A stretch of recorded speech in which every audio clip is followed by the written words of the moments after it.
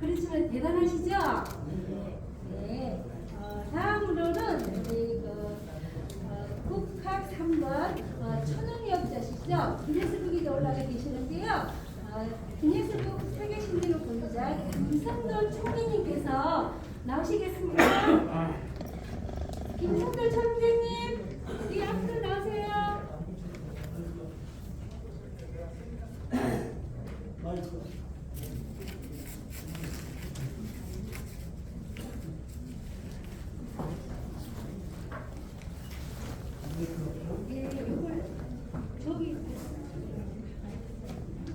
안녕하세요.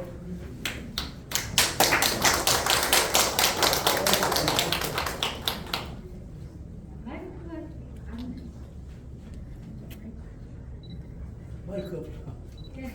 마이크 없나? 소리 크게 들려갔네. 예. 네, 안녕들 하세요. 예. 저는 세계 기네스 기록보유자인데 오늘 그걸 못하고 기네스 제가 세계 어려운 게 뭐냐면 쇠를 12톤 먹었어요. 이번에 미국 CNN 가서 금식에 5개 먹고 해서 배에서 소화시키려 해가지고 이번에 신기록을 세우고 왔어요. 근데 또 미국을 갑니다. 불판에 앉아갖고 사명장만은 불판에 앉아갖고 10분간 있는 그 에일대학교에서 하기로 했어요. 이것이 다 과학입니다. 과학을 해가지고 마술이 몇 가지 있는지를 제가 오늘 알려드리려고 왔어요. 마술이 3가지가 있어요. 도구 마술, 동작 마술, 과학 마술. 근데 과학 마술을 해야 돼요. 과학을 해야지 그냥 마술, 도구 마술 하면 안 되고 제가 이제 오늘 알려드릴게요. 저는 알려드리려고 왔어요.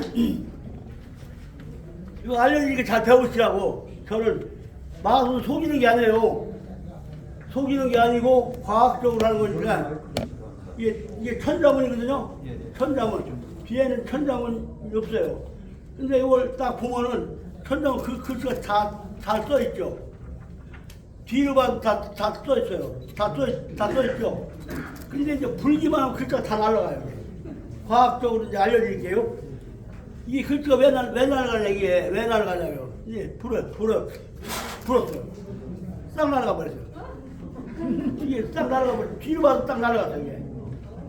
왜 이러냐, 이걸 아셔야 돼요. 이 과학적으로 하는 거니까 속이는 게 아닙니다. 이 왜 그렇게 되겠어요. 근데 글자가 오라면 또 옵니다. 오거든요. 가라면 가요, 가라면 가고.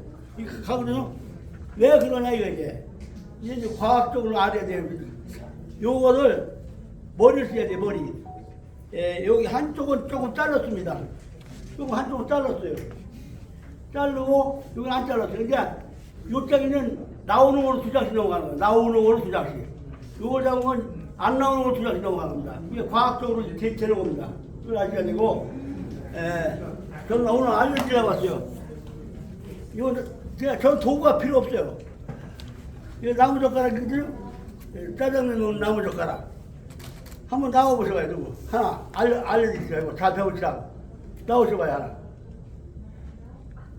하나 한번 나오셔봐요, 누구. 없어요? 안 나오세요? 자, 뒤에 둘이 해야지. 마술은, 이거 오세요. 자, 아무거나 갖고 해야 돼요. 나무젓가락이거든요. 자, 하나 가주세요. 이 나무젓가락을 딱 빼세요. 이게 해보는 겁니다. 해서 빼세요. 이게 참 재미난 겁니다. 그 다음에 제가 이제 원래 국학을 해요. 국학 나라의 학문. 나라의 학문 하는데, 자, 이거 벌려보세요. 딱 벌려보세요. 딱 벌려보세요. 딱 벌려봐요.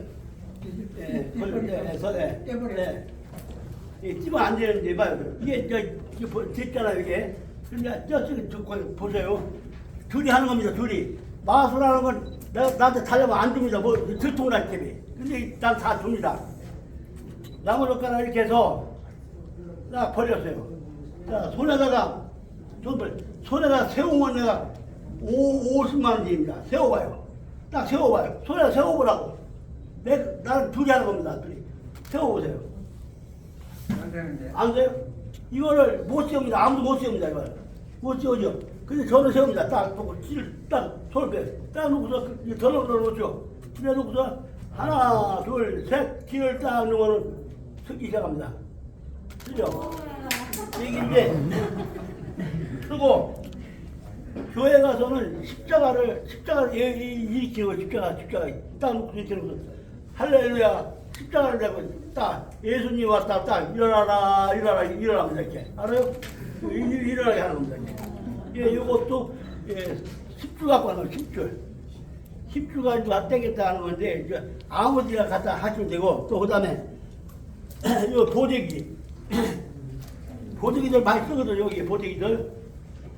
예, 보재기 요 아줌마들 배우면 좋아요. 자, 제가 이제 세계 기네스 기록을 3가지 갖고 있어요.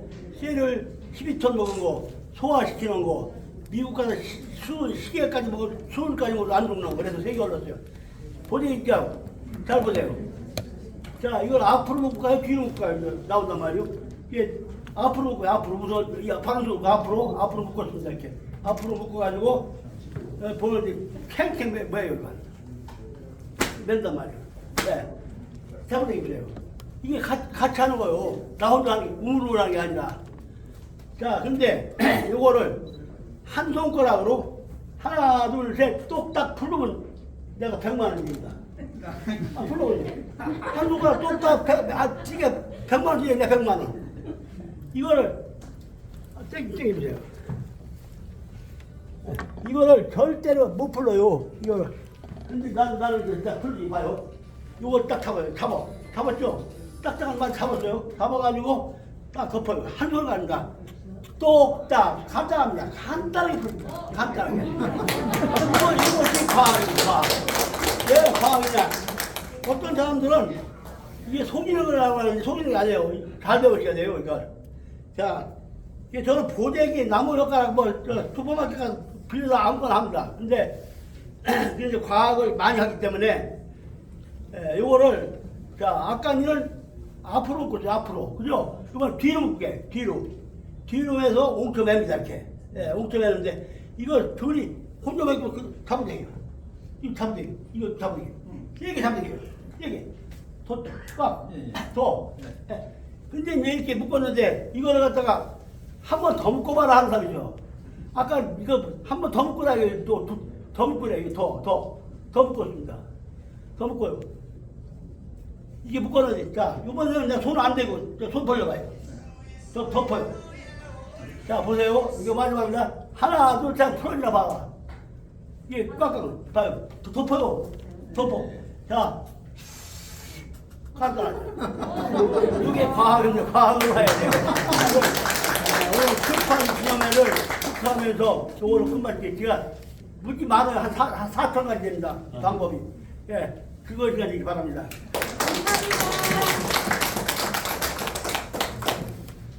다음 순서로 합창단 축가가 있겠습니다. YMCA 샤론 스미즈 합창단 지휘는 유혜창님께서 해주시겠습니다. 녹음만.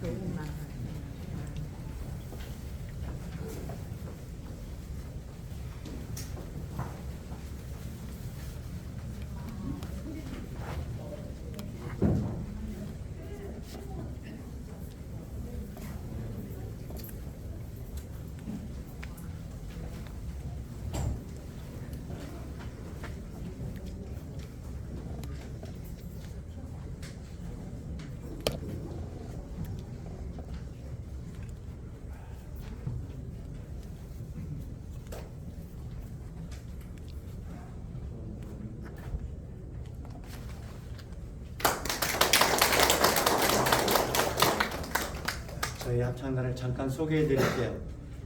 서울 종로 2가에 있는 YMCA 샤론 찡어즈예요. YMCA 샤론 찡어즈인데 여기 딱 보시면 알지만 연세가 많이 좀 들으셨죠. 연세가 많으신 분은 85세예요. 85세 쓰셔있잖아요. 딱 허리 하나 안 굽었어요.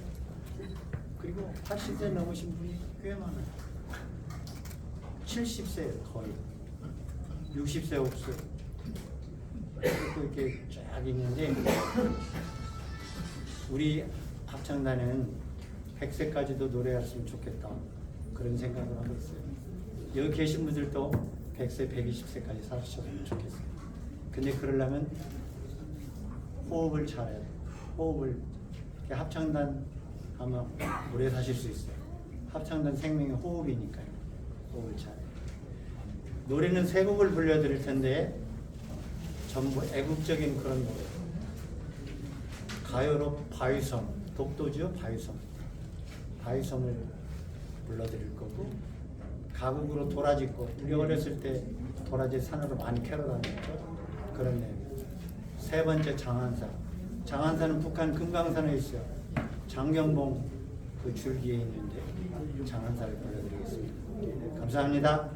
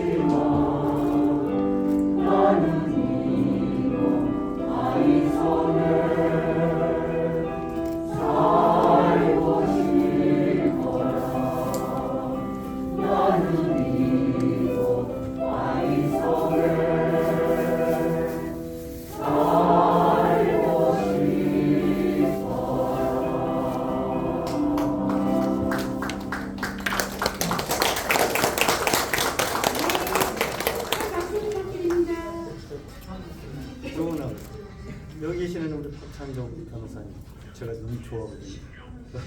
나이도 좋아하고 제가 더 많을지는 모르겠어요. 이렇게 하는데 우리 여기 와서 지난번에 한 3년 전에도 연락을 했어요. 어르신들 뵐 때마다 너무 좋아요. 건강하신 모습, 아주 건강하게 오래오래 사시기 바랍니다. 저기 다음에는 도라지꽃이에요. 우리 어렸을 때 박은수 그리고 도라지 캐는 그런 심정으로 한번 잘 들어보세요.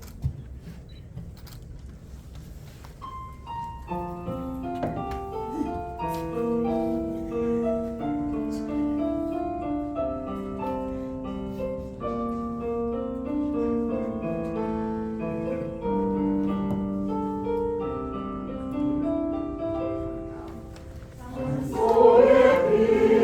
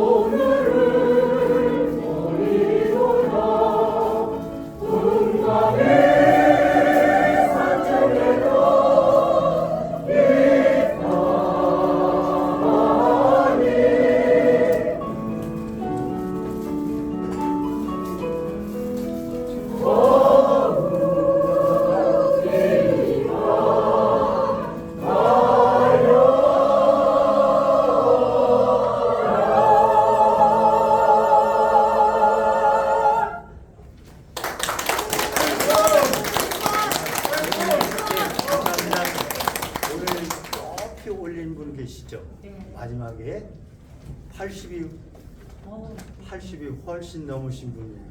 근데 지금도 얼마나 그래? 잠깐 나와서 인사하자. 어떤 분이 80이 훨씬 넘었습니다. 아니에요. 10밖에 안 돼요. 늘 잘하세요. 감사합니다. 아니 자꾸 늙었다고 얘기를 봐. 네. 자꾸 늙었다고 얘기를 봐. 아, 네. 지금 뭐 소녀 같으세요. 소녀 같으시고. 자, 안건을 하셨으니까 우리 1968년도에 돌아가신 이수인 선생님이라고 있어요. 그분이 작곡하신 우리 온 국민이 다 아는 앞으로를 합창을 해드릴게요. 감사합니다.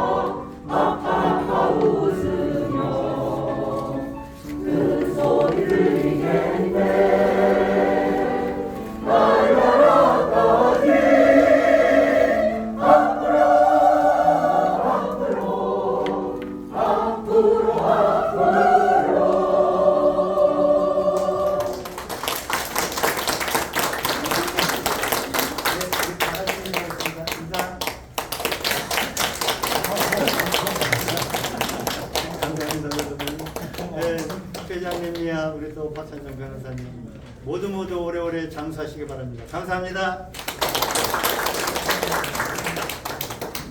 고맙습니다. 네, 잘 들었습니다. 그 다음으로는 김정렬 박사님께서 의사 말및 내린 소개가 있겠습니다.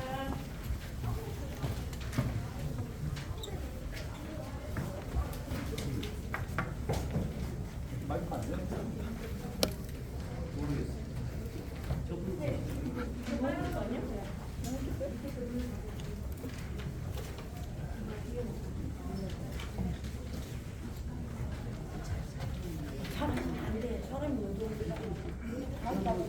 아, 뒤에.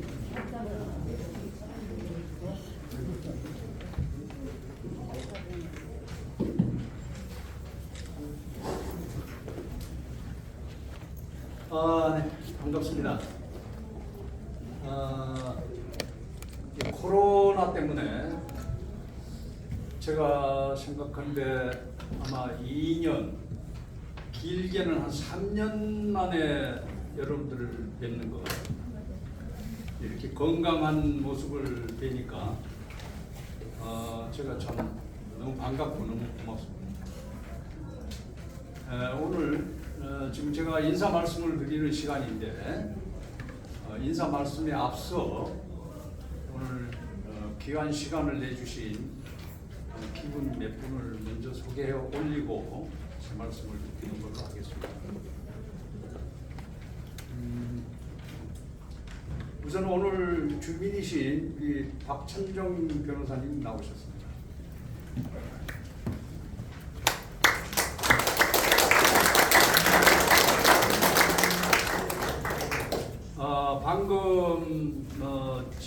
모르겠습니다만 YMCA 싱어즈 샤론 합창단의 단장님께서 오늘 나오셨습니다. 단장님 양민생 단장님.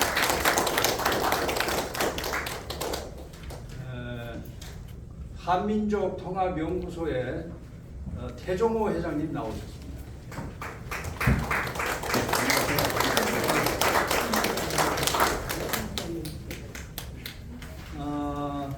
싱어즈 합창단의 지휘자님은 오늘 아까 지휘를 하셨기 때문에 여러분들이 보셨기 때문에 그렇습니다만은 다시 제가 소개 올리겠습니다. 우리 감사합니다. 지휘자님, 네,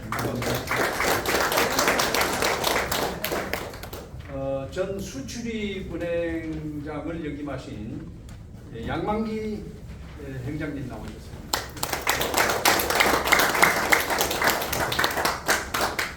국방대학원의 정정률 박사님 나오셨습니다. 예. 영성 시인이신 박수정님 나오셨습니다. 예.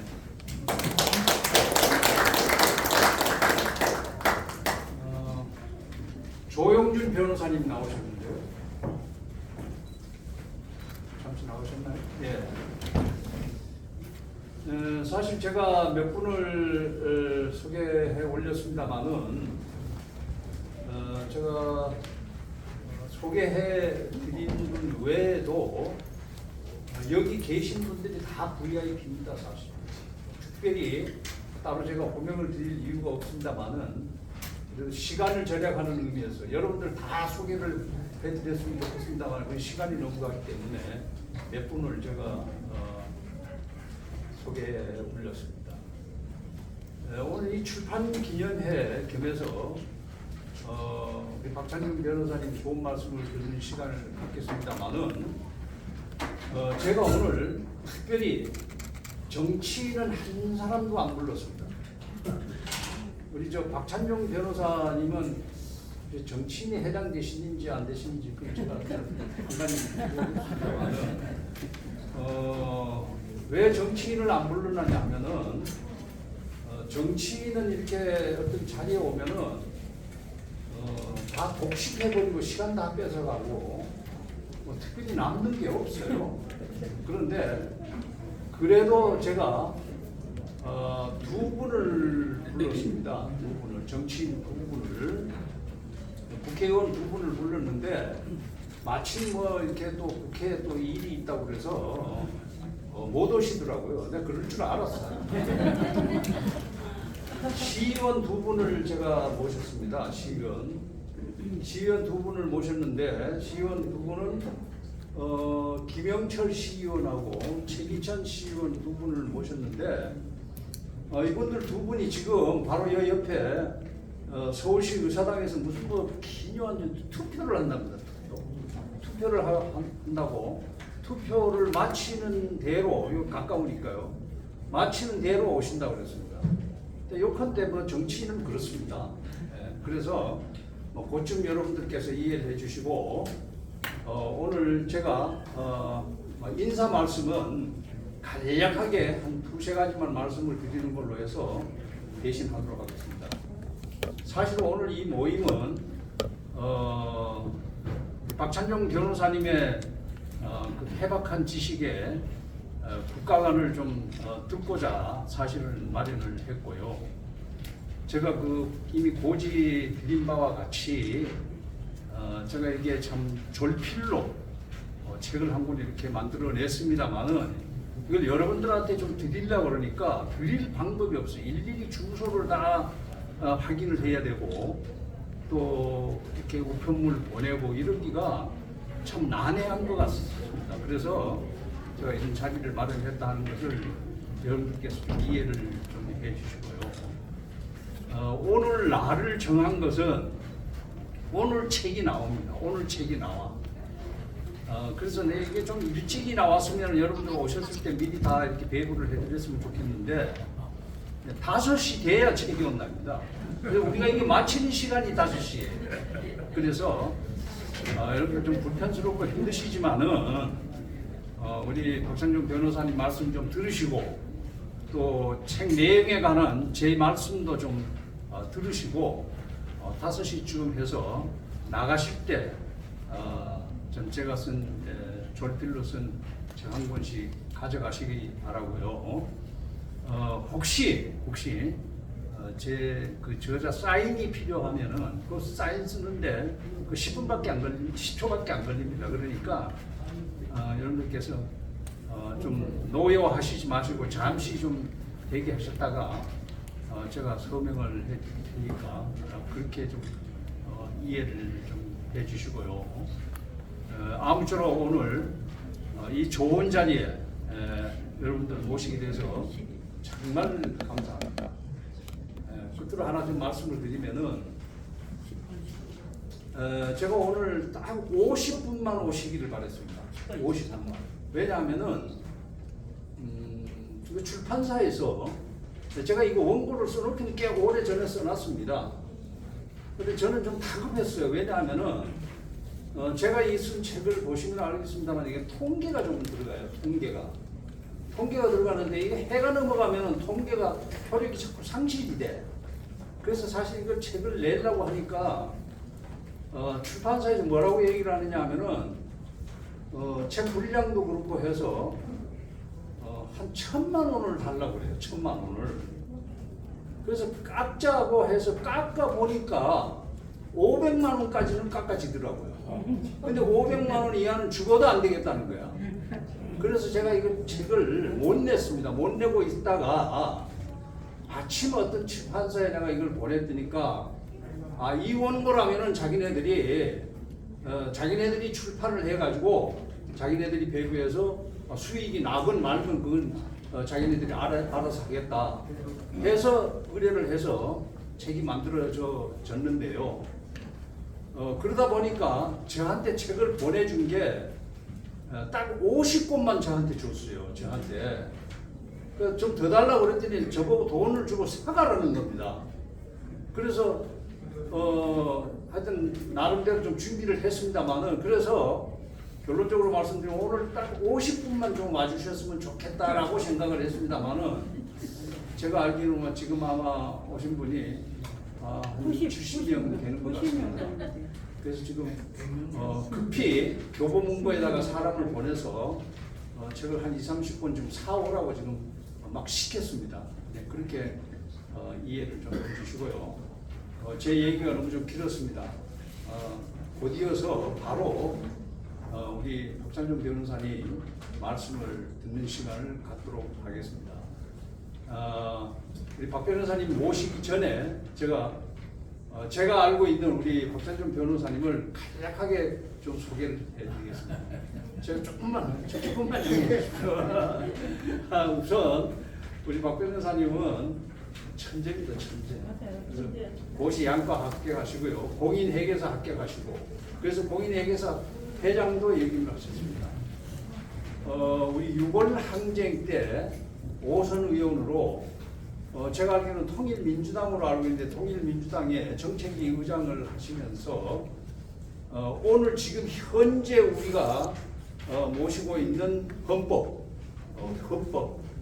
이 헌법을 기초하셔가지고 통과시켜서 오늘날까지 우리가 지금까지 현재 이 자리까지 왔다 하는 것을 말씀을 드리고 하나만 더 덧붙여드리면은 우리 박 변호사님께서는 어렵고 힘들고 가난한 사람들을 위해서 무료 변론을 계속 해오십니다. 당신께서 돈을 아마 욕심을 내셨다면은 아마 수억만금을 아마 버셨을 겁니다. 변호사로서. 그러나 여러분 아시다시피 우리 박 변호사님은 참 청렴하기가 그지 없습니다. 이건 제가 개인적으로 생각하는 거고요. 그래서 요즘 이제 유튜브에도 뭐 이렇게 많이 좀 나가시고 그러는데 아무튼 그 우리나라에 참 어른이십니다. 그래서 이렇게 좋은 말씀을 들을 수 있는 그런 기회를 갖게 된 것을 대단히 영광스럽게 생각을 하면서 박찬종 변호사님을 모시도록 하겠습니다. 한 40분 정도만 말씀해 주실 것을 제가 부탁을 드렸는데 혹시 더 뭐 지나가더라도 시간이 더 지나가더라도 괜찮겠다 그런 말씀을 드리면서 박찬용 변호사님을 모시겠습니다. 네, 박수로 맞이해주시기 큰 박수로 바랍니다. 부탁드리겠습니다.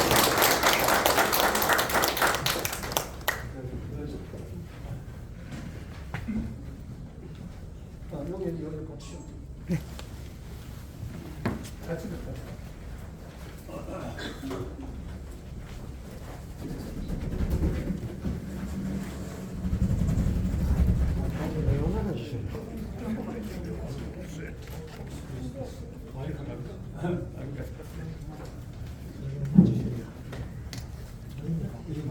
예. 안녕하십니까.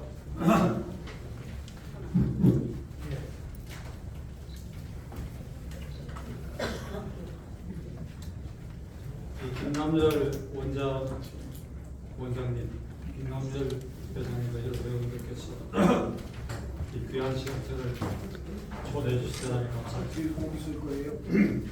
계속 거기 있으실 거예요?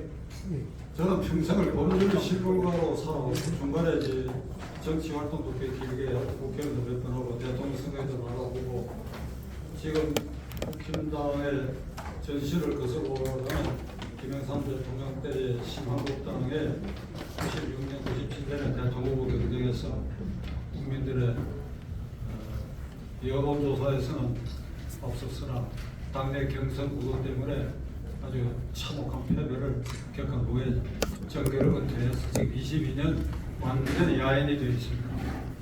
저는 법학자도 아니고 정치학자도 아니고 법률 실무가에 그저 정치 일선에 실패한 정치인으로 기록될 사람인데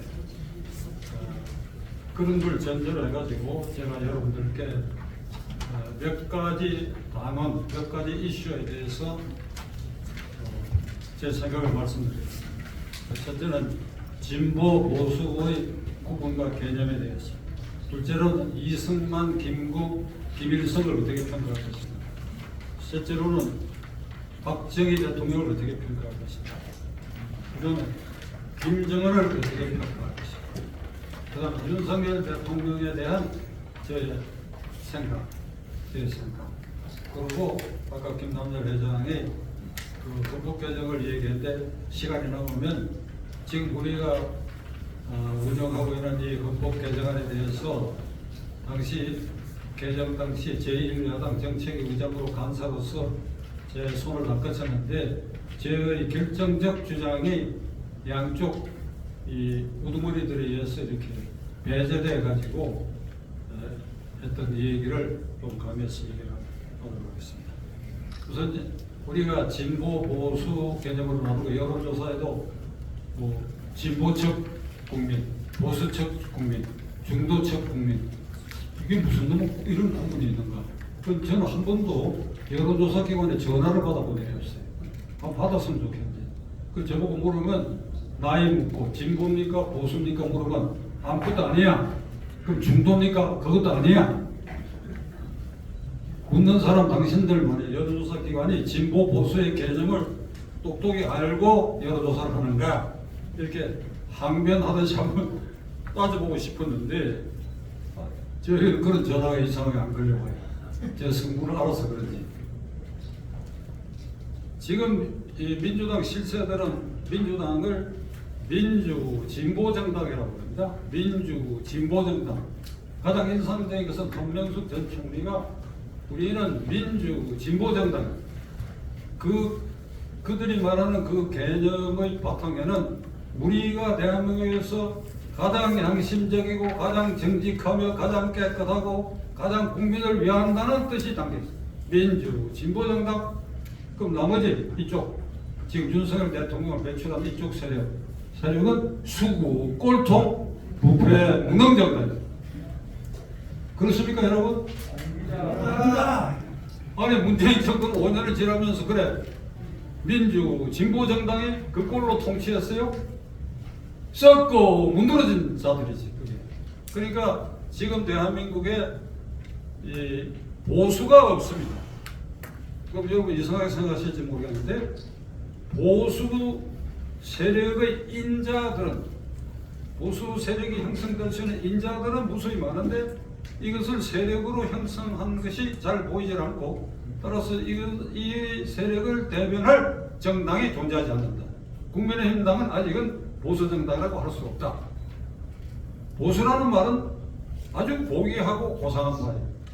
역사적으로 정당의 시원을 다질 때 영국인데 1215년 마그나 카르타 전제군제 아래서 국민의 자유를 신장하는 대헌장, 그리고 17세기 와서 1688년에 명예혁명을 통해서 왕을 단죄하고 그리고 의회를 구성해가지고 그래야 국민 개개인의 자유를 신장하는 이 투쟁의 역사가 쌓여가지고 이제 불란서에서는 불란서 혁명이 1789년에 일어나고 그 직전에 미국의 공화국 독립국가가 구성되고 이럴 때 그 시점에 영국은 이미 왕은 군림하되 통치하지 않는다. 상징적 존재고 그리고 국민의 대표자들이 의회를 구성하고 이렇게 결국 개인의 자유를 확대해 오는 과정이 민주주의의 역사입니다. 개인의 자유를 확대해 가는 과정. 그래서 영국은 이제 18세기부터 이걸 이제 보수당이라고 했어요. 우리는 안정돼 입헌군주제로 임금을 중심으로 아주 국가가 일체감을 갖게 되고 그리고 국민을 대변하는 의회제도를 갖게 됩니다. 이걸 우리가 지켜야 된다. 이게 보수예요. 보수라는 말이 우리 한자로 보호하고 지킨다는 뜻이에요. 요걸 지켜야 되겠다. 요걸. 그러다가 이제 18세기 이후에 영국에서 산업혁명을 통해서 이제 탄광이 생기고 철도가 생기고 그게 근로자들이 생겨나. 이러니까 이 사람들을 대변하는 세력과 정당이 있어야 되겠다. 그게 노동당이에요. 그러면 보수당은 이게 썩고 부패하고 수고골통이 아니고 이건 전통적 가치를 제대로 지키는 개인의 자유 그리고 국가의 개입을 최소화하는 그런 이 이념을 대표하는 그게 아름답고 고귀한 거예요. 다만 정책적으로 근로자들이 계급이 생성되어 가니까 이 사람들을 특별히 보호할 노동당 이게 이제 진보정당이라고 할 수 있어요. 그래서 영국에서 보수 진보라는 구분이 생겼는데 이게 대한민국에 와갖고는 엉뚱한 개념으로 사용하게 됐습니다. 이건 우리가 45년 8.15 이후에 남북이 분단되는 과정에서 북한에 이 소련의 공산주의 세력이 침투했다가 이것이 변질돼가지고 김일성 주체 사상을 근간으로 한 김일성 일가의 황제 세습 체제가 형성되는데 이게 이념적으로 막스 레닌주의에 경도됐던 사람들이 이건 아름다운 것이다. 자본가 계급을 타파해야 된다. 자본가의 횡포를 방지해야 된다. 이것이 그대로 이어졌다고 한다면 영국의 노동당의 수준으로 이어졌을 텐데 이게 중간에 변질돼가지고 그런 생각을 했던 8.15 전에 주로 일본 유학했던 이게 먹물이 들어간 정권이들이 이게 김일성이가 지배하는 북한이 그것을 개성한 것이라는 오판을 해가지고 거기 갔더니 김일성이가 한국전쟁 끝나고 전부 처형해버렸죠. 전부 처형. 박은영이 처형하고 이강국이 처형하고 남로당 출신 전부 그냥 죽여버리는 거예요. 그냥 죽이는 거예요.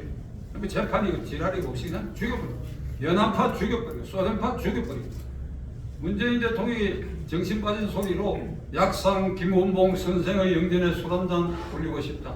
광복군 사령관 약상 김원봉 선생이라고 그러는데 김원봉 선생도 일제시대에 그런 막스 레닌주의의 순수한 생각에 경도돼 가지고 항해 독립운동을 했던 사람인데 48년 대한민국 정부 수립할 때 이걸 배척해버리고 북한에 가가지고 거기서 어찌 되느냐 6.25 때 전쟁지휘부에도 참가하고 우리로 말하면 장관급도 지냈는데 나이가 김일성이보다 12살인가 많아요. 김일성이 하는 꼴을 보니까 자기들이 생각하는 거하고 전혀 다르게 완전히 개인 숭배에 독재 체제를 강화하니까 야 이놈 안 되겠다 이래갖고 거기에서 이제 중앙위원회에서 반기를 들었는데 전부 처형해버렸어. 김원봉 선생, 약산 김원봉 다 처형돼 버렸어. 이 처형된 걸 모르고 문재인이는 약산 김원봉 선생의 영전에 이게 김정은 숭배하는 문재인이가 김정은이 할배가 반대파라고 그래서 처형한 사람에 대해서 술 한잔 올리고 이게 광복군을 칭송하는 이런 얼빠진 짓을 하는 것. 이게 그런 내막을 비교적 아는 저로서는 이 정권 쳐다보고 있을 때 그냥 분통이 형 터져가지고 말이야 이게 할 말은 아닌데 박정희 장군이나 김종필 중령 같은 사람이 왜 없나 내가 그렇게 얘기한 데가 많습니다. 이게 투표로 뭘 바꾸는 거 힘드니까 누가 나와 싹쓸이 좀 안 해주나 이런 생각까지 했어요. 굉장히 위기의 순간을 넘기는데 지난 3월 9일 대통령 선거에 다행히 이를테면 보수파 대통령이 당선된 것이 아니라 종북 주사파 친 김정은 정권의 연장을 반대하는 세력권. 그러니까 대한민국에는 진보 보수가 제가 앞에 돌아가서 없다고 말씀드렸는데 보수주의를 세력화한 그 인자들 여러분들 아마 여기 계신 분들 제 느낌으로 전부 다 그 인자의 훌륭한 요소가 되어 생각하는데 이게 모여가 세력화하고 그 위에 이것을 다듬은 정당이 아직은 아니다. 그러니까 국민의힘 나는 거기에 현재 한 70점밖에 안 된다. 30점이 모자라기 때문에 이걸 나는 보수 정당을 하기 어렵고 아까 말씀드린 영국에서 보수당이 있고 보수주의가 있어서 이것을 정책적으로 쌍두마차처럼 이견을 달리하는 그 정당이 진보정당이라고 한다면 어떻게 지금 민주당이 진보정당을 할 수 있느냐. 종북 주사파 친 김정은 정권이다. 그러니까 이들은 좌익이다. 다른 말로 하면 좌익정당이다. 그럼 국민의힘당은 이게 대칭해서 우익정당이다. 우익정당이라고 얘기하는 건 하나도 부끄러운 일이 아닙니다. 공산주의 세력에 맞서는 게 우익이니까 우익정당이다. 우익정당이 이제 보수주의를 더 정착해야 됩니다. 그 정착은 우리 헌법정신의 취지에 맞도록 정당이 민주화되고 국회 운영이 법대로 되고 그렇게 해서 선거도 공정하게 이루고 공천도 제대로 되고 요런 가공해야 할 부분이 일정하게 가공되고 된다면 이걸 보수정당으로 평가가 될 것이다.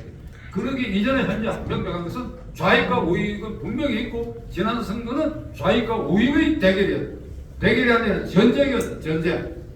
그렇잖아요.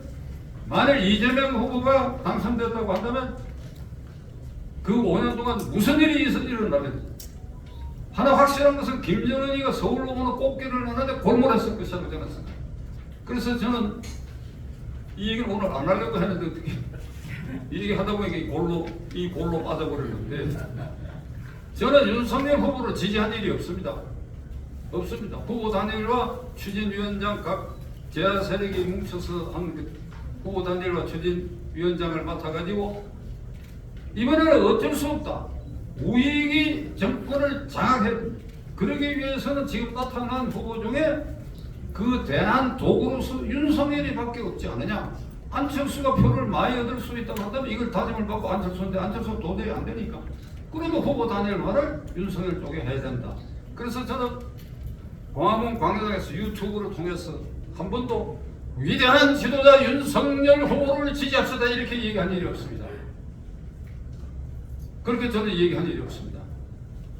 종북 주사파 진 김정은 정권의 종식 타도 그리고 그 연장을 반대하기 위해서 우리는 어쩔 수 없이 그리고 부족하더라도 그리고 부득이하게 그래서 어쩔 수 없이 기호 2번 윤석열을 도구로 표를 모읍시다. 저는 이렇게 얘기했을 뿐입니다.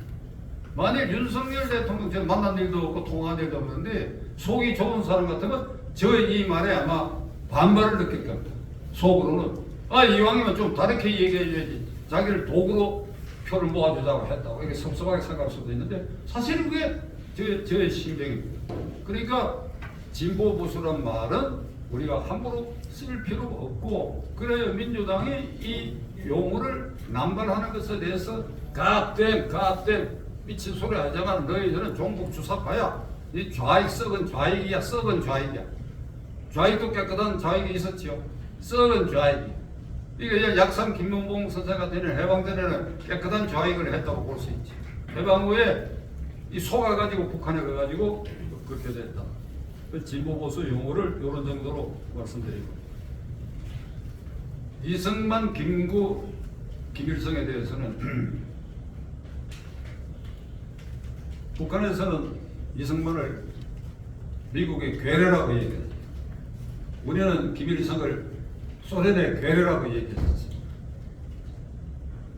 역사적 사실을 자세히 고찰해 보면 이승만 박사는 미국의 괴뢰가 절대 아닙니다. 자진호소를 미국하고 싸워서 남한에 대한민국이라는 정부를 세우는데 그의 모든 걸 걸었던 사람이고, 김일성은 철저하게 괴뢰야, 괴뢰.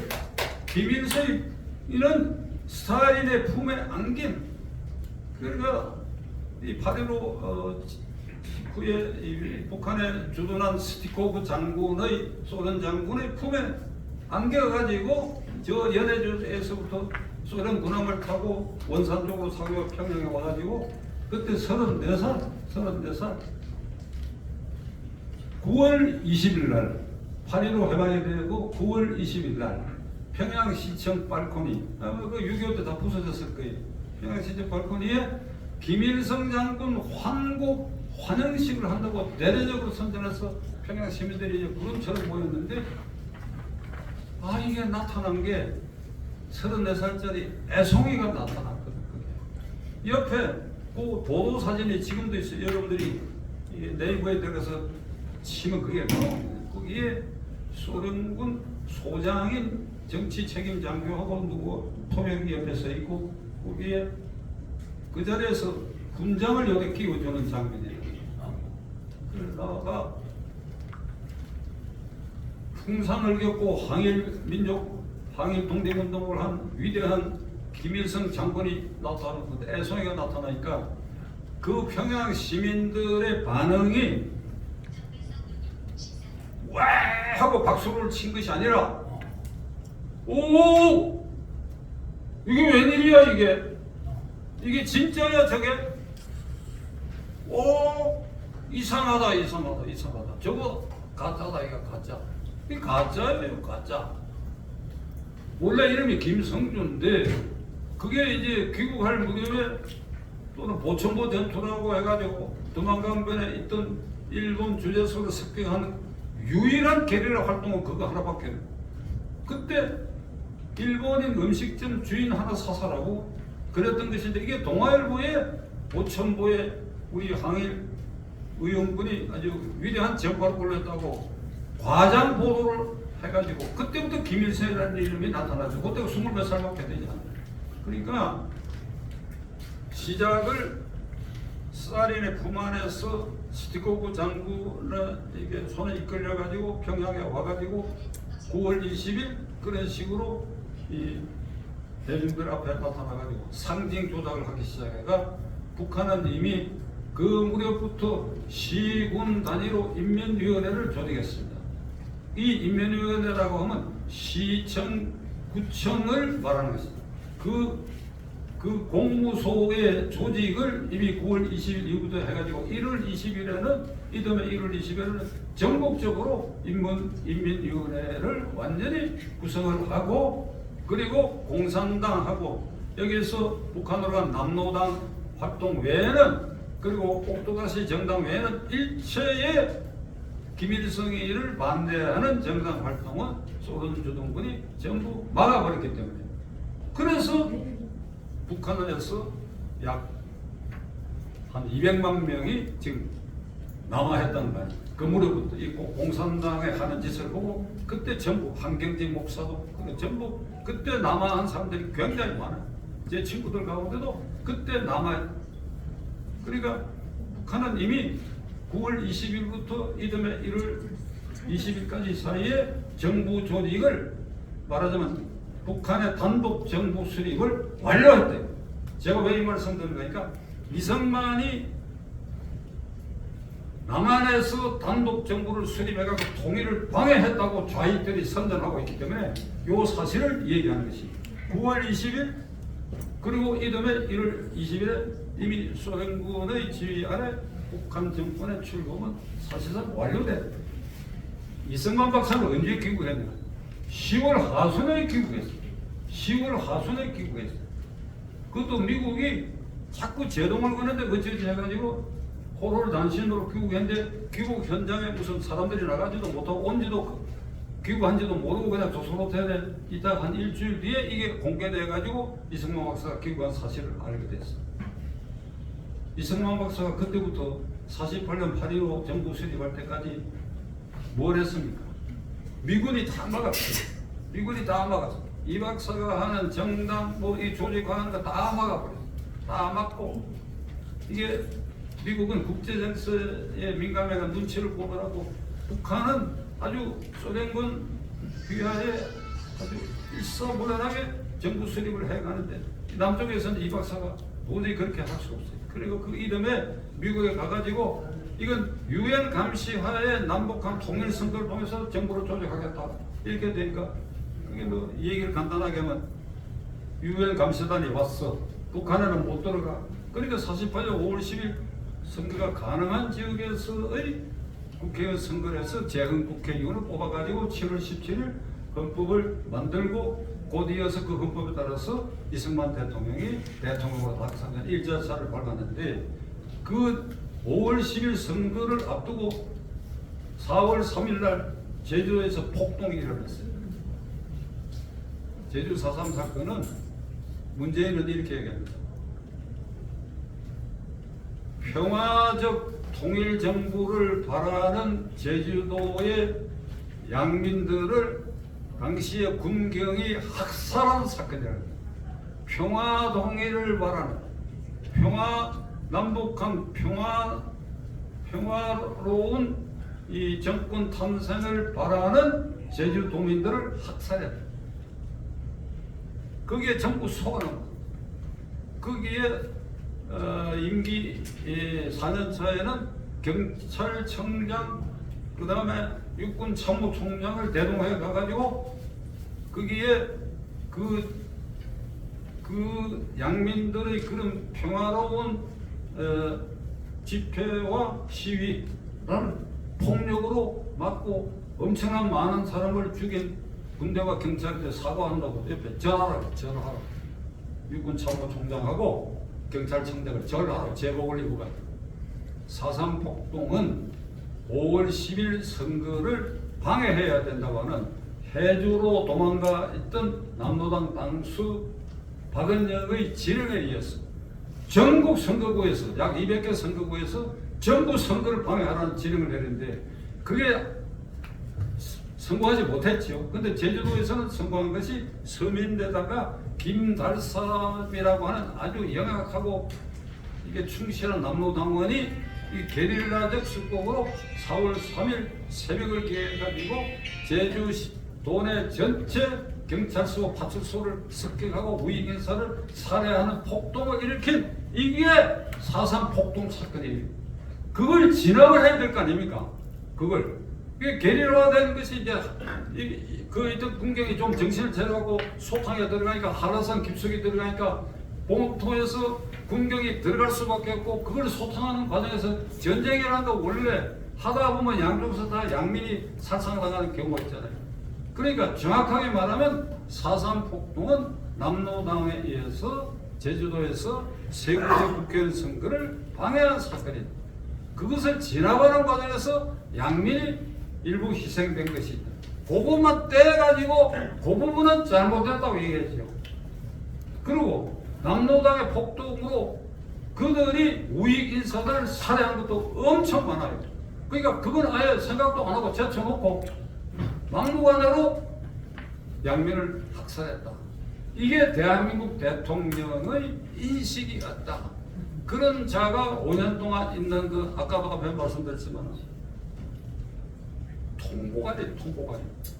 그러니까 김일성은 아주 편안하게 소련의 괴로로서 최고 권력자에 등극했고 이 박사는 싸우고 자유민주주의 체제를 위해서 미국을 설득하고 압박을 가하고 유엔에 진정을 하고 이래갖고 가능한 지역의 선거라고 하는 것을 따내갖고 대한민국 정부를 수립하고 4.3 폭동도 극복하고 6.25 전쟁도 극복해서 대한민국을 건국시켰다. 말년에 3.15 부정선거라고 하는 덤태기를 안게 되니까 그건 이 양반의 역사를 되돌아보면 오게 티야. 모택동이도 이게 중국공산당을 창립해가지고 이끈 아주 신주처럼 떠받았는데 1960년대 문화대혁명으로 통해가지고 1천만 명 이상의 사람을 죽였다는 거 아닙니까? 연안의 동굴에서 이 같은 동지였던 유속이가 그냥 무참하게 그냥 홍위병들 끌어내가 타살해버리고 하는 정적을 타살하고 자기 통치권을 장악하고 이래갖고 온 중국을 쑥대밭으로 만들었는데 76년에 사망한 후에 득석팽이가 실권을 잡고 난 다음에 모택동을 어떻게 정리했느냐? 모택동 동지는 공이 70, 과오 30. 그는 우리의 영원한 동지다고 선언을 했어. 7대3 공파가. 그래야 북한 여행하신 분 아시겠지만 천안문 문턱에 전 세계 인민 만세 뭐 이렇게 써놓고 그 모택동의 사진이 있지 않습니까? 그러니까 이승만 박사에 대해서 건국의 아버지다. 이건 분명히 인정해. 마지막에 장기 집권한 끝에 이 3.15 부정선거가 있었다. 이 할아버지는 그 선거에 무투표로 당선되게 됐을까 여러분 잘 아시죠? 2월 달에 조병호 후보가 이미 사망해버렸기 때문에 이건 그냥 당선이 되는 건데 자유당 강경파들이 병색이 완연한 이기부인을 당선시키려고 무리를 하다가 일어난 일이에요. 그러나 당시 대통령이 그런 정치적 책임에서 자유로울 수 없으니까 저보고 얘기를 한다면 등소평식으로 이승만 대통령 건국의 아버지로 공이 80 3.15 부정선거에 연루된 대통령이기 때문에 와와 둘 이 정도로 나는 정리해야 된다고 봅니다. 그럼 김구는 어떻게 하느냐? 김구 선생은 귀국해갖고 늘 이 박사와 행동을 같이 했습니다. 같이 했어요. 그런데 이 박사가 주장하는 유엔 감시하에 통일정부 수립이라고 하는 것도 찬성을 했는데 언제부터 이 양반이 표현됐는가 하면 48년 초에 들어와가지고 이 북한에 김일성이 직계 거물간첩 성시백이라는 자가 그 전에부터 와가지고 돈을 막 뿌렸어.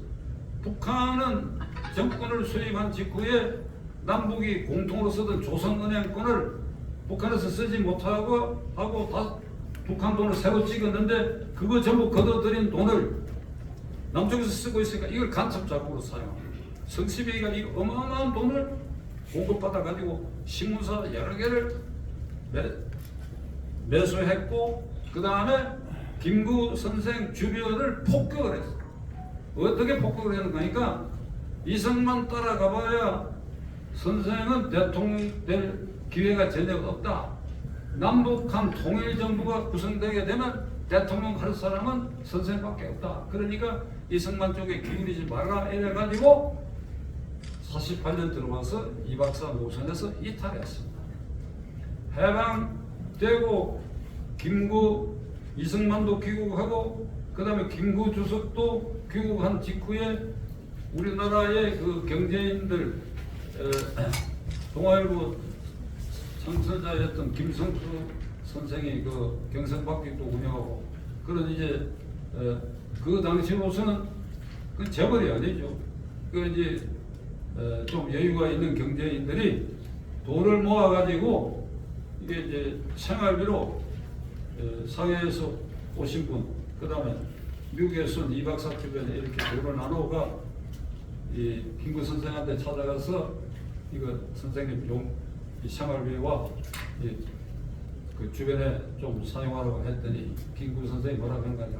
아니야, 도남장에 갖다 드려. 도남장에 그 이 박사한테 갖다 드려. 형님으로 보셨어요. 형님 나이 차이도 있고 그래. 이 박사한테 갖다 드려. 그리고 거기 가서 돈이 필요할 때 타서 썼던 그런 관계에 있었던 사람인데 그게 48년 들어서고 이런 간첩의 농간에 김구 선생이 빠져가지고 이 박사 노선과는 다르게 갔다. 그래서 이승만, 김구, 김일성에 대해서 이렇게 말씀드리고 박정희 대통령은 쿠데타라고 하는 변칙적 방법이니까 군사 정변을 일으켰지만 그 정변을 에서 국민혁명으로 승화시킨 지도자다. 18년 장기 집권을 했지만은 후진국가에 장기 집권한 지도자가 많아요. 마르코스도 있고 저 중남미에 가면 여러 지도자들이 이제 종신 집권한 지도자들이 있는데 그런 나라는 다 경제적으로 폭망했습니다.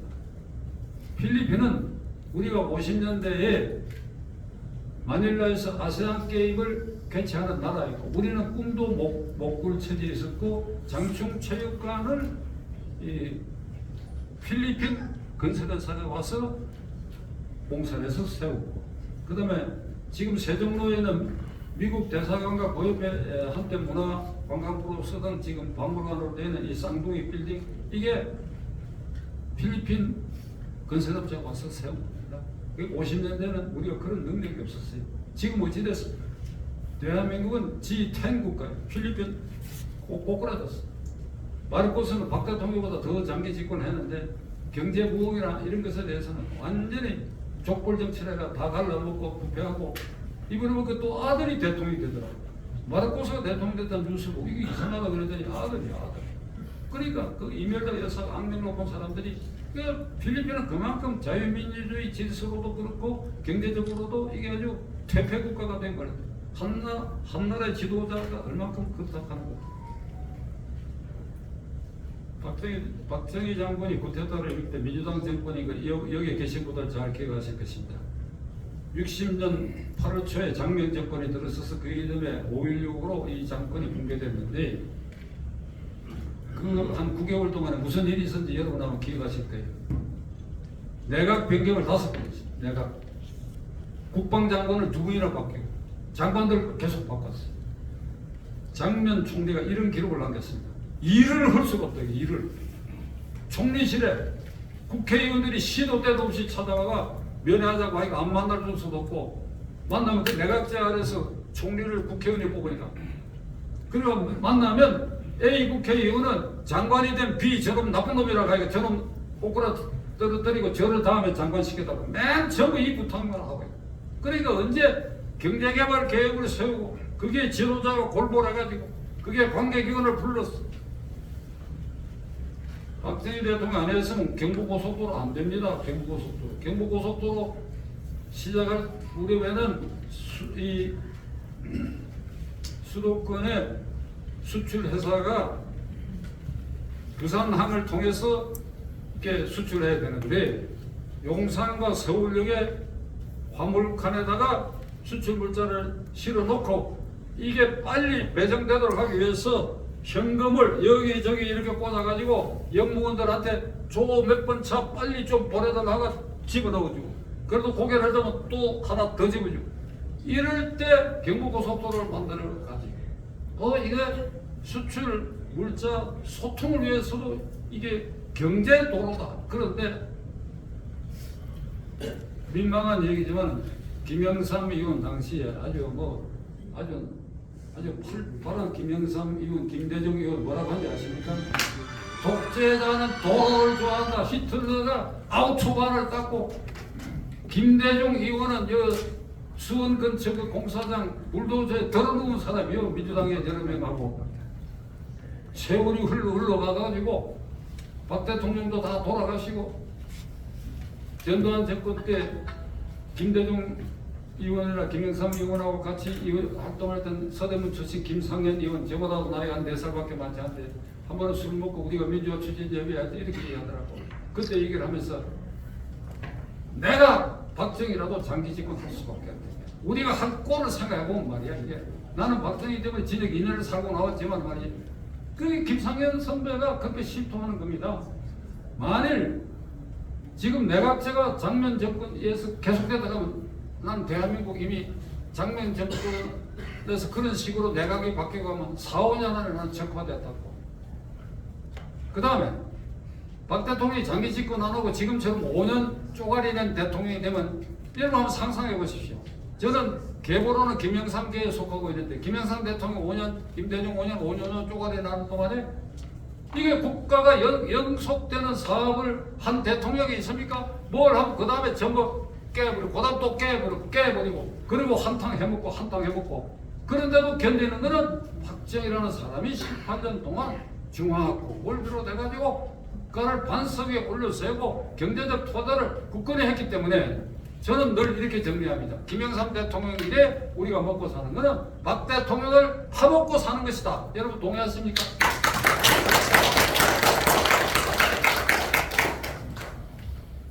길게 말할 것 없습니다. 박정희 대통령에 대한 평가도 저는 8대2라고 봅니다.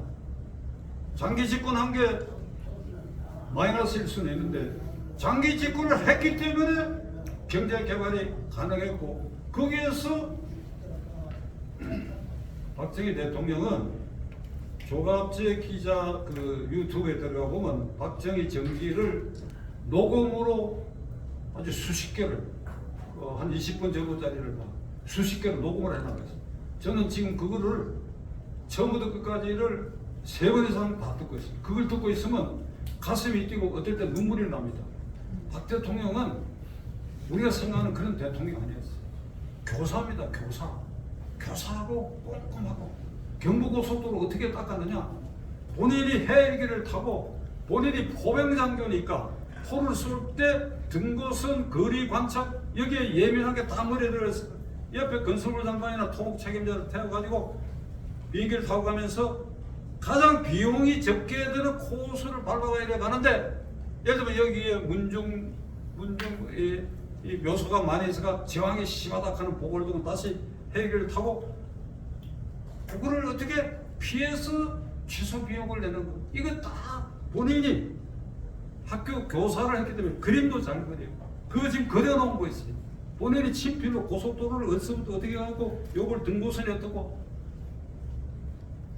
중화공업으로 이행할 때 박 대통령은 집념을 가지고 그 방에 전부 통계표나 이런 걸 가지고 일일이 지휘봉을 갖고 일일이 장관들, 비서관들이야 등들이 때려가면서 본인이 원한 걸 완전히 파악한 사람이니까 완전히 파악한 사람. 저는 문민시대 이래에 청와대 대통령 집무실에 가본 거는 김영삼 대통령 때입니다. 제가 김영삼께로 분류된 인연이 있어가지고 그래 처음 갔을 때 처음 한 3년은 제가 비주를 했기 때문에 이 양반한테 미움을 사갖고 그런데 그 뒤에 이제 또 제가 도와드리기로 하고 그래 이제 점심을 둘이서 그 집무실 옆방에서 먹고 방 구경을 해야 되기 때문에 각각 집무실에 가서 차 한잔 드십시오. 제 속셈은 그게 어떻게 해놨는지를 보러 갔는데 아무것도 없어. 도표도 없고 통계 자료도 없고 아무것도 없어. 아무것도 하얗게 말해. 박정희 대통령 그 벽에 완전히 상하라. 포철 그 도표 앞에서는 공사 진행이 제1기 로가 언제 준공이 되고 2기 로가 언제 다 이걸 보고 있고 뭐 고속도로 같은 거 할 때도 이 진행표가 하고 그걸 보고 좀 미심쩍고 잘 파악이 안 되면 전화로 그걸 불러내가 신부한테 하고 닥달을 하고 이런 대통령 앞으로 못 나옵니다. 못 나오는 게 임기가 실제 제한돼 있고 그 제한된 임기에서 이런 순발력과 치밀한 계획을 발휘할 수 있는 이게 하늘이 종처럼 내려도 놓을 수 없는 사람. 그러니까 박정희 대통령이 뿌려놓은 그걸 지금 우리가 먹고 사는데 요게 떨어지기 전에 어떤 그런 지도자가 나오기를 저는 진심으로 바라보지 않습니다.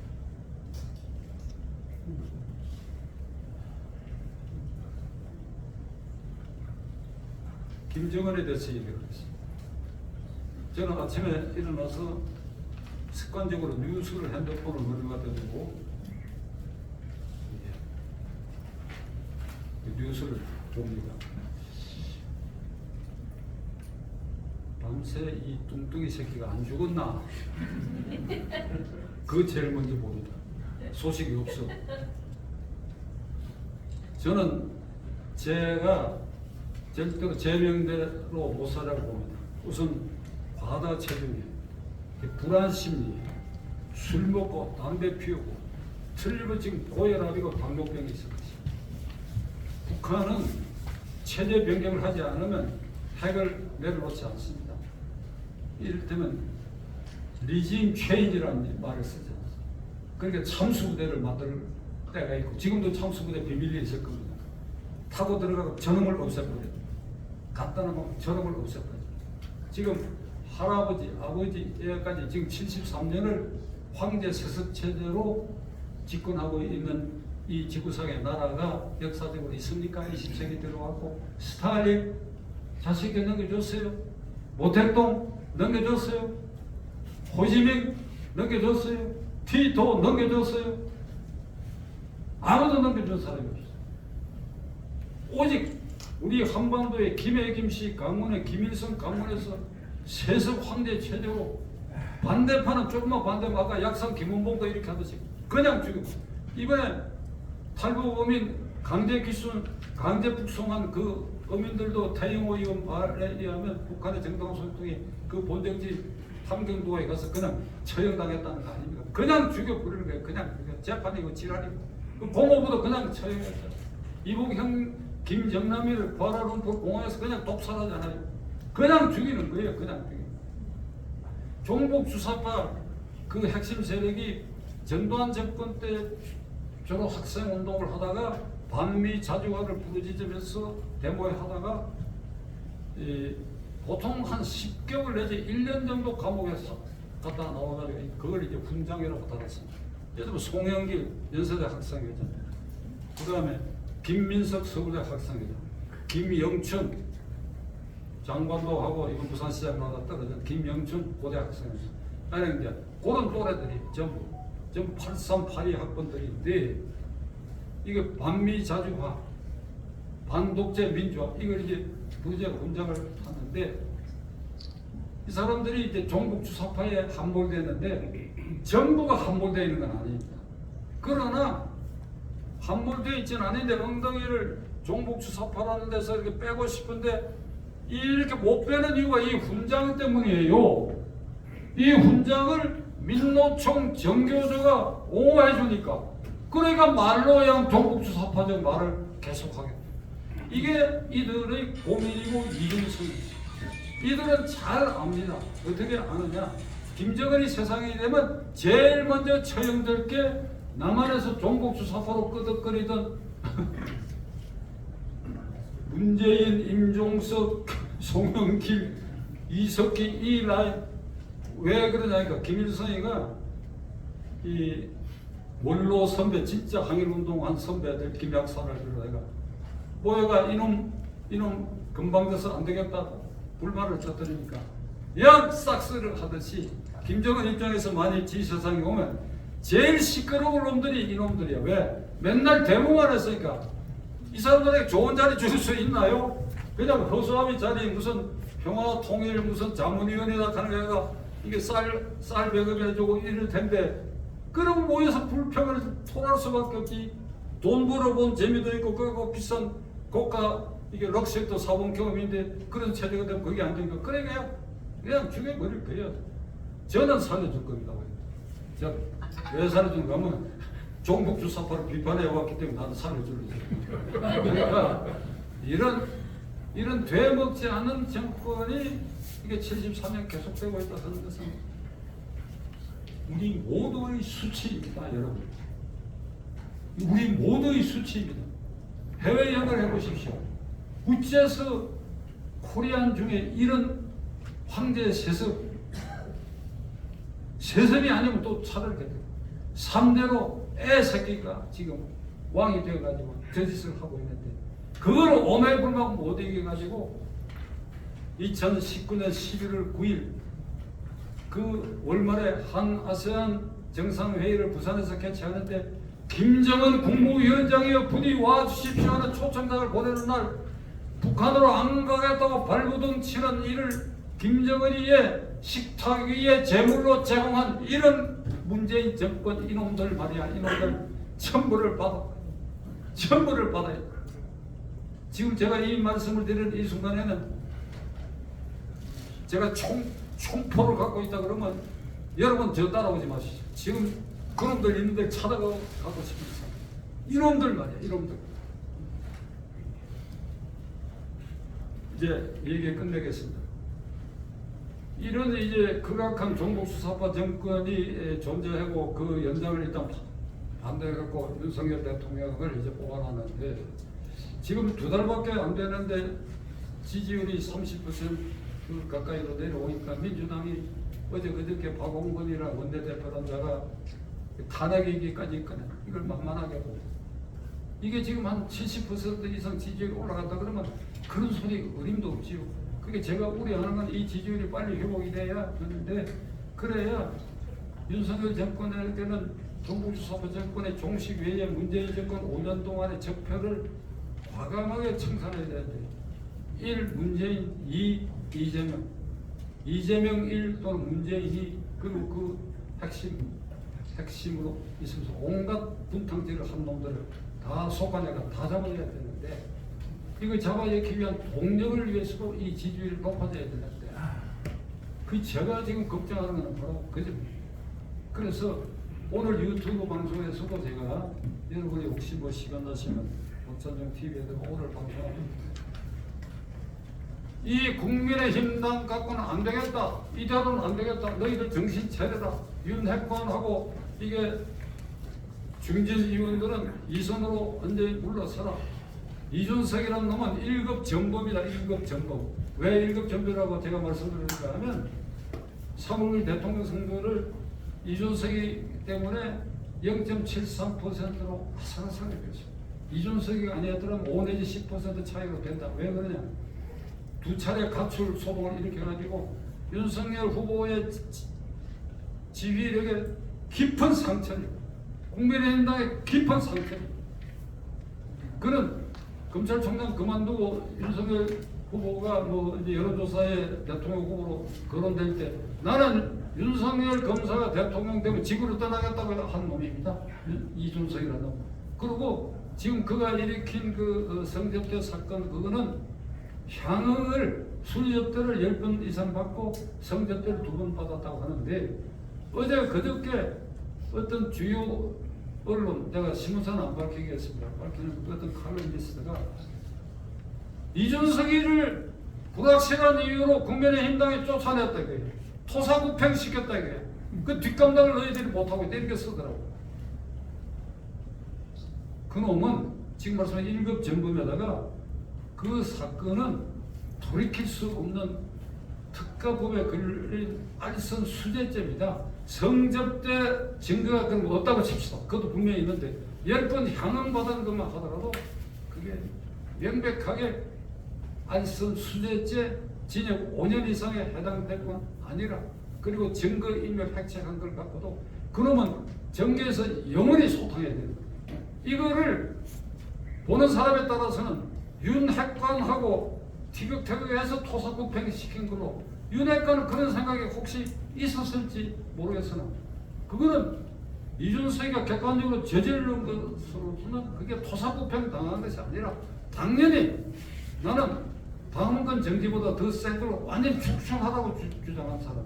근데 이놈이 지금 다니면서 곳곳에서 내년 6개월 뒤를 대비해갖고 뭐 사람을 모으고 이러니까 이게 이놈을 쫓아내고 20, 30대 특히 남자 젊은 아이들에게 이준석의 행패가 어떤 것이고 1급 전범이라는 사실, 그건 절대로 대통령 후보나 당대표가 될 수 없다 하는 걸 어른들이 설득하기 위해서 첫째로 내년 6월의 전당대회는 권성동이다, 장제원이다, 무슨 김형기다, 안철수다, 나경원이다, 그 다음에 뭐 누구 나오지 마라. 너희들 나오지 마라.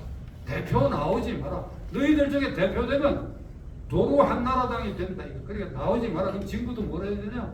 20, 30대, 40대에게 문호를 확 열어라. 지금부터 당신들이 들어와서 이 당에 들어와서 당대표하고 싶은 사람, 대통령하고 싶은 사람 구름처럼 들어와라. 자유경쟁을 시키겠다. 우리는 다 뒤로 당신들을 이렇게 병풍 역할을 하겠다 하는 이런 획기적 변화가 없으면 너희들 다 죽는다. 다 죽어. 언제 죽느냐? 내년 6월 지나고 그 1년 뒤 국회의원 총선거에 폭망하게 된다. 너희들. 윤석열 대통령 그러면 탄핵당할 수도 있지. 그런 얘기를 오늘 제가 유튜브 방송에서 했는데 그걸 여러분들에게 인용해 드리는 것으로 제 소견 발표를 끝맺도록 하겠습니다. 감사합니다.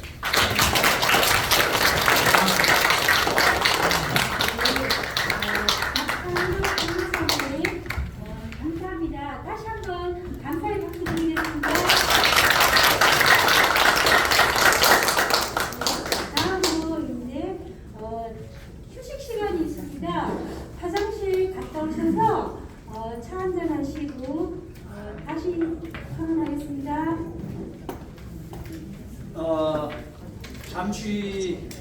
하면서요.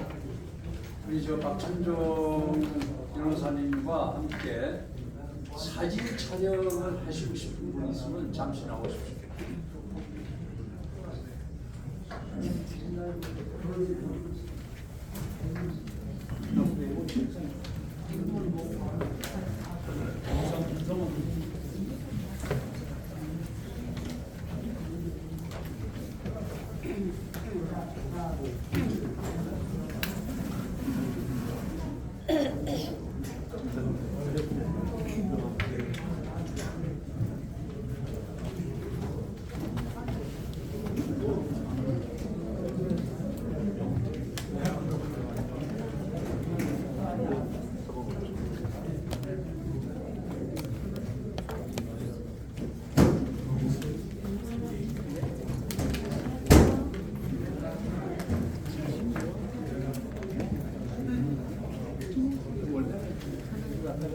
말씀이 속이 딱 시원해졌습니다. 말씀 잘 들었습니다. 각설이 타령이야. 아이, 너무 멋있었어요. 시원하다. 너무 너무 멋있었어요. 오늘은 여기도 하나 적었지. 컨디션스 놓고 잡히나 하나 적었지. 박찬종 TV도 잘 보고 있어요. 저기 오후에 제가 조금 있다가 한변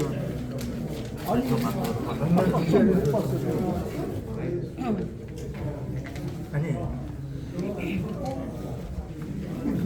하나 찍어도 독서진 하나 찍어. 강릉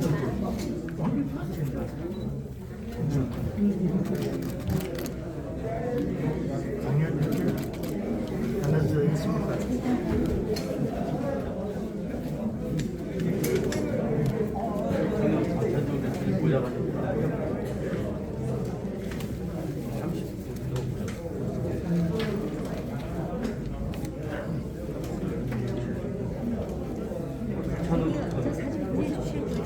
네? 저 사진 보내주실 거죠? 같이 전체를 다. 아, 전체. 그럼 카톡 해가 엮어가지고 보내드리면 나눠. 네, 명함 보내드릴게요. 예. 오늘 저기 추회장님 안 보이시나요? 예? 추참. 아, 일이 있어가지고 바빠서 안 오셨어요. 안 그래도 이렇게 전화를. 예. 사진 요걸 내려가지고 예. 단체 사진 찍어놔야지. 찍어놔야 돼요. 단체 사진. 그게 기억에 남죠. 그게 기억이 나. 기록인데.